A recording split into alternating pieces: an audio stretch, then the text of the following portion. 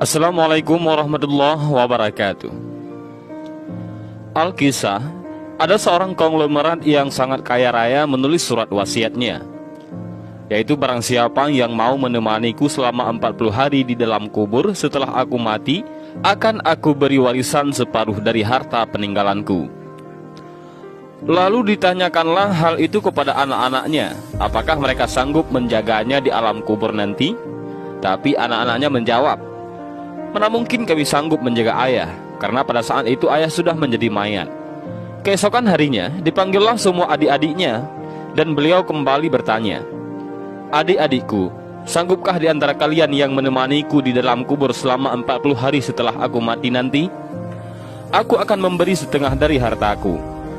Adik-adiknya pun menjawab, "Apakah engkau sudah gila? Mana mungkin ada orang yang sanggup bersama mayat selama itu dalam tanah?" Lalu dengan sedih konglomerat tadi memanggil ajudannya untuk mengumumkan penawaran istimewanya itu kepada para penduduk. Akhirnya sampai jugalah pada hari di mana konglomerat tersebut kembali ke rahmatullah. Kuburnya dihias megah laksana sebuah peristirahatan termewah dengan semua perlengkapannya.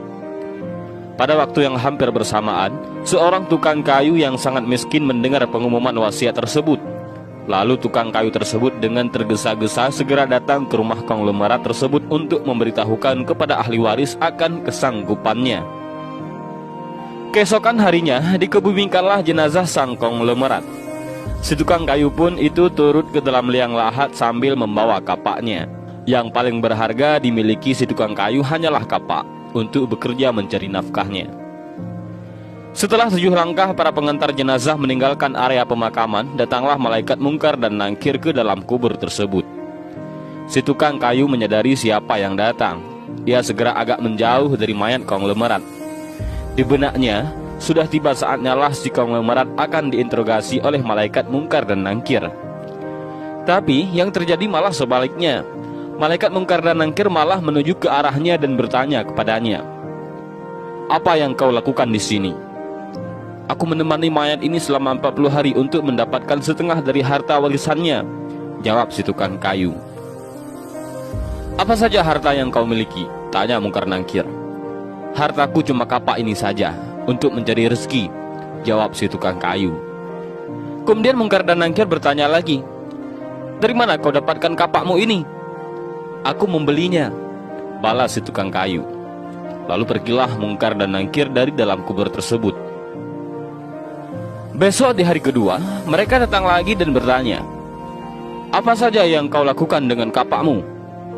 "Aku menebang pohon untuk dijadikan kayu bakar, lalu aku jual ke pasar," jawab tukang kayu. Di hari ketiga ditanya lagi, "Pohon siapa yang kau tebang dengan kapakmu ini?" "Pohon itu tumbuh di hutan belantara, jadi nggak ada yang punya," jawab si tukang kayu itu. "Apa kau yakin?" lanjut malaikat. Kemudian para malaikat pun hilang.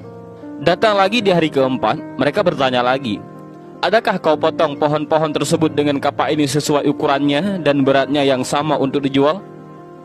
"Aku potong dikira-kira saja, mana mungkin ukurannya bisa sama rata," tegas tukang kayu. Begitu terus yang dilakukan malaikat mungkar dan nangkir. Datang dan pergi sampai tak terasa sekarang 39 hari sudah. Dan yang ditanyakan masih berkisar dengan kapak tersebut. Di hari terakhir yang ke-40, datanglah mungkar dan nangkir sekali lagi bertemu dengan tukang kayu tersebut. Berkatalah mungkar dan nangkir, "Hari ini kami akan kembali bertanya soal kapakmu ini." Belum sempat mungkar dan nangkir melanjutkan pertanyaannya, si tukang kayu tersebut segera melarikan diri ke atas dan membuka pintu kubur tersebut. Ternyata di luar sudah banyak orang yang menantikan kehadirannya untuk keluar dari kubur tersebut.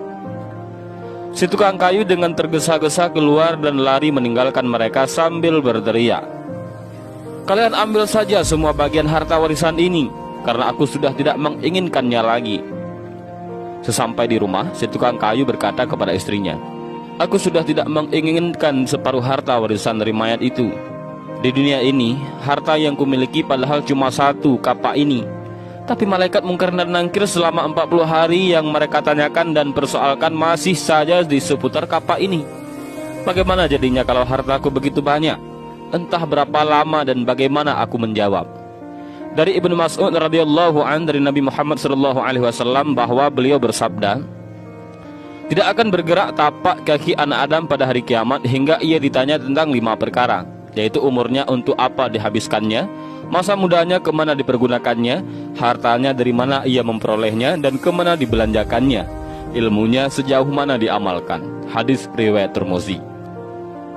Dan inilah sedikit kisah tentang seseorang kaya yang meninggal dunia dan ia ingin ada orang yang menemaninya selama 40 hari di dalam kubur dengan imbalan separuh hartanya. Namun orang yang berhasil melakukan tugas tersebut malah tidak menginginkan harta si orang kaya itu. Dan mudah-mudahan kisah singkat ini bermanfaat